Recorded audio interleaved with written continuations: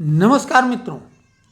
America ने Venezuela पर जबरन जो कब्जा करने की बात की है, हालांकि अभी उसका कब्जा नहीं है, लेकिन वो वेनेजुएला के राष्ट्रपति निकोलस मादुरो को वहाँ से उनकी पत्नी सहित उठा के ले गया। और जो ये खबर चल रही है कि डोनाल्ड ट्रंप ने अपने को कार्यवाहक राष्ट्रपति वहाँ का यानी वेनेजुएला का घोषित कर दिया है। ये ट्रंप जो कुछ भी बोल देते हैं, जिसको चुटकुले और जोक से ज़्यादा नहीं कहा जा सकता है, वो वही है। लेकिन मीडिया तिल का ताड़ बना देने में माहिर है और वही काम किया गया है। ये संभव ही नहीं है कि अमेरिका का राष्ट्रपति वेनेजुएला का भी राष्ट्रपति बन जाए।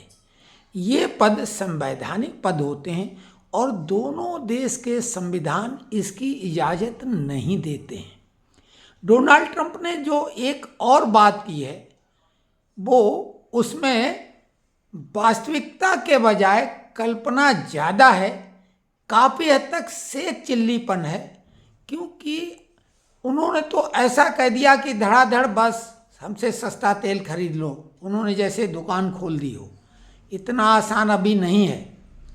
वेनेजुएला में तेल निष्कर्षण जो निकालने वाली कंपनियां हैं, सरकारी कंपनी PDVSA, जिसका सहयोग अमेरिकन यानी एक बहुत बड़ी कंपनी है जो ऑयल निष्कर्षण का कार्य करती है, सेवरान, ये अमेरिकन कंपनी है, जिसका कि वहाँ PDVSA जो सरकारी कंपनी वेनेजुएला की है, उससे उसका एक तरह से टाई अप है। क्योंकि टेक्नोलॉजी बहुत उन्नत किस्म की है और वेनेजुएला का crude oil heavy crude oil है। तमाम ऐसे देश हैं जिनके वो किसी काम का नहीं, क्योंकि इसके लिए रिफाइनरी बेहद उच्च गुणवत्ता वाली होनी चाहिए जो हैवी क्रूड ऑयल को रिफाइन कर सके। हालांकि भारत में रिलायंस की जामनगर की जो रिफाइनरी है वो पूरी तरह से सक्षम है, चाइना सक्षम है, रूस सक्षम है, अमेरिका सक्षम है और कुछ और देश, लेकिन दुनिया के ज़्यादातर देश ये नहीं कर सकते हैं। अब जो वहाँ तेल निकालने की एक तो सरकारी कंपनी, कुछ चाइनीज़ कंपनियां हैं और चाइनीज़ ने वहाँ पे बहुत भारी इन्वेस्टमेंट किया है फ्यूचर की योजनाओं को लेके। तो इतना आसान बिल्कुल नहीं है। जैसा कि हमने पहले वीडियो में कहा था कि ट्रंप बहुत बुरी तरीके से वहाँ फंस गए हैं। मात्र 3 साल का कार्यकाल रह गया है। 20 जनवरी 2025 को अमेरिका में इन्होंने अपना पदभार संभाला और अब इनका कार्यकाल मात्र 3 साल का बचा है। अमेरिका जो अपना वहाँ सेटअप तैयार करेगा, मान लिया निर्बाध रूप से अगर कर भी ले, तो उसमें लगभग 2 साल लग जाएंगे। और जो ट्रंप अपनी तरफ से कुछ भी बोल देते हैं जो कानूनी दायरे से बाहर होता, अंतर्राष्ट्रीय कानूनों को भी धता बताते हैं और अमेरिकन कानूनों को भी धता बताते हैं, जो कि संभव नहीं। क्योंकि 3 साल के बाद ट्रंप बिल्कुल पैदल हो जाएंगे, एक सामान्य नागरिक की तरह, कोई हैसियत नहीं रह जाएगी और फिर इनके द्वारा किए कार्यों पर मुकदमा तक चल सकता है। यही नहीं, अभी उन पे महाभियोग हो चुका है दूसरी बार। तो ट्रंप कुछ भी बोलते हैं, उनके बोलने का मतलब नहीं। आज जिससे दोस्ती की बात करेंगे, कल उससे दुश्मनी की, फिर परसों फिर दोस्ती। तो ट्रंप ने अपनी विश्वसनीयता पूरी तरह से खो दी है और विश्वसनीयता का ही मतलब साख होता, ब्रांड वैल्यू होती, चाहे वो कंपनी हो चाहे सरकार हो। ट्रंप बार बार टैरिफ, बिजनेस, ये वो एक बनियागिरी वाली बात करते हैं, एक व्यापारी वाली बात करते हैं, एक राजनयिक वाली बात वो नहीं करते हैं।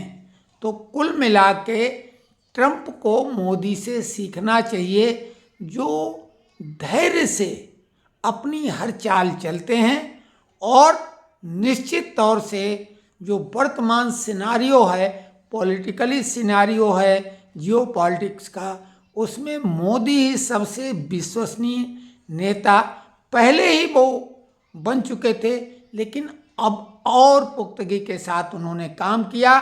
और उन्होंने कल जो काइट फेस्टिवल गुजरात में हुआ उसमें जो जर्मन चांसलर जो कि वहाँ के राष्ट्राध्यक्ष थे उनके साथ एक ही पतंग को दोनों लोगों ने जो मिलके उड़ाया, जय बजरंगबली और एक सामान्य पतंग जो उसको उड़ा रही थी, तो ये आप अनुमान लगा लो पवन पुत्र बजरंगबली को हवा में दोनों लोग उड़ा रहे थे। और जो काइट जो डिप्लोमेट एक अलग टाइप की उन्होंने की, और जो जर्मन पनडुब्बी क्षमता जो है दुनिया में नंबर 1 पर जर्मनी टेक्नोलॉजी है, उसमें वो सौदा हुआ और तमाम महत्वपूर्ण टेक्नोलॉजी वाले समझौते हुए, और भारत मेक इन इंडिया को महत्व दे रहा है। फ्रांस के साथ भी राफेल का सौदा हो गया।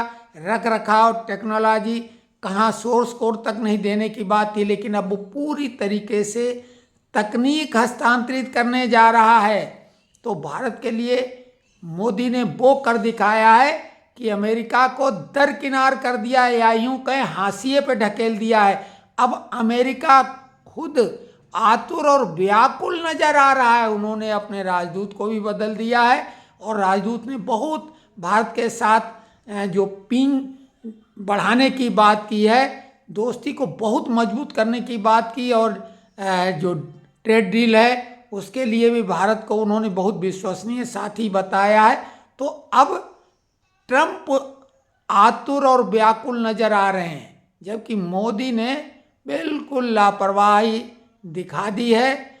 और एक घटना और हुई है कि अराकान आर्मी ने बांग्लादेश पे जो वहाँ रोहिंग्या वाली अराकान आर्मी है उसके साथ फाइट हुई है, और जो रोहिंग्या वाली अराकान आर्मी है उसको उन्होंने बहुत बुरी तरीके से पीछे ढकेला है, और 13 लोग मारे गए हैं उन्हीं के।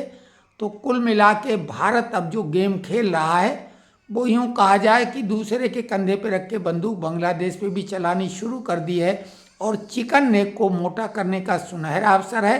क्योंकि अब ट्रंप ने तो सारे रास्ते खोल दिए हैं कि ताकतवर चाहे जो करे, अंतर्राष्ट्रीय कानून कोई मायने नहीं रखते हैं।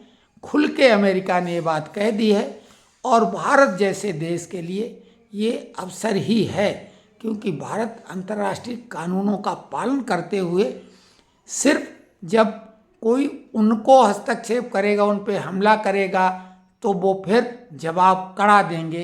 तो उस स्थिति में भारत देखिए क्या आगे करता है, वो देखने की बात होगी। लेकिन जो डोनाल्ड ट्रंप की बातें चल रही थी कि वेनेजुएला के वो कार्यवाहक राष्ट्रपति उन्होंने अपने को घोषित कर दिया है, ये एक चुटकुला, एक जोक से ज़्यादा कुछ नहीं है। ये संभव ही नहीं है, न वेनेजुएला के संविधान से, क्योंकि वहाँ का राष्ट्रपति वहीं का नागरिक बन सकता है, और न अमेरिका का।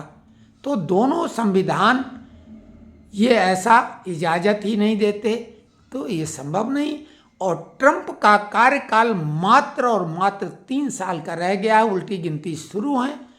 महाभियोग ऑलरेडी उन पे चल रहा है, वहाँ की सुप्रीम कोर्ट उनके खिलाफ है, वहाँ उनकी पार्टी के नेता ही उनके खिलाफ हैं, उनके नाटो के देश उनके खिलाफ हैं ग्रीनलैंड को लेके, क्योंकि डेनमार्क के कब्जे में ग्रीनलैंड है और डेनमार्क भी नाटो का सदस्य है।